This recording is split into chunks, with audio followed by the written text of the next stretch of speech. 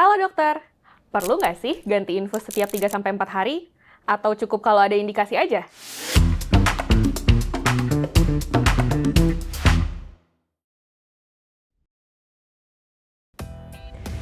Sebenarnya, penggantian IV setiap 3-4 hari itu udah masuk dalam protokol pencegahan infeksi ya, terutama untuk mengurangi infeksi pada saluran darah akibat kateter dan flebitis.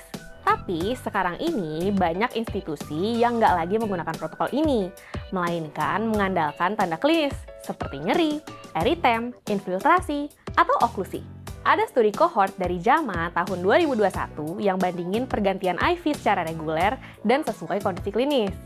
Studi ini melibatkan lebih dari 160.000 pasien.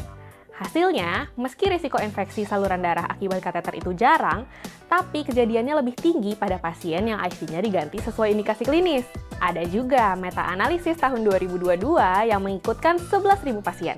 Hasilnya, nggak ada perbedaan yang signifikan terkait infeksi pada pasien yang IV-nya diganti reguler atau berdasarkan kondisi klinis. Oh iya, dokter udah tahu belum soal e-course Alomedica? Di website Alomedica tersedia nih berbagai e-course untuk berbagai bidang yang narasumbernya nggak perlu dokter ragukan lagi. Jadi, mau kapanpun dan dimanapun, dokter bisa akses e-course melalui website Alomedica. Udah gitu, sekarang e-course kita ber-FKP Kemenkes loh. Yuk ikuti e-course Alomedica sekarang!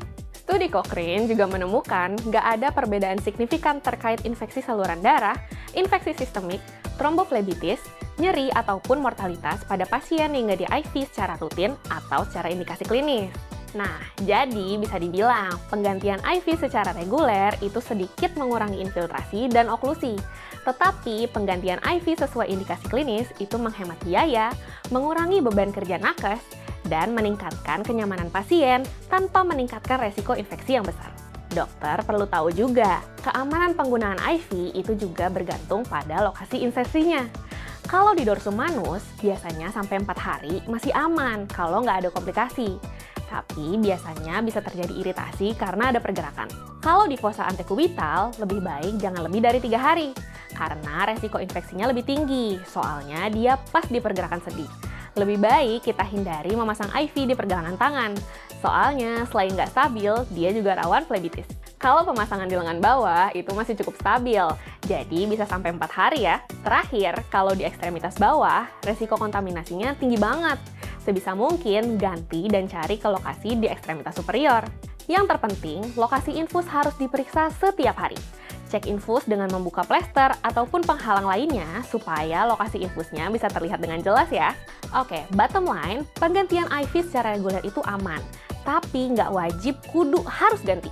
Sedangkan pergantian IV sesuai klinis itu adalah alternatif yang lebih efisien dan patient-friendly.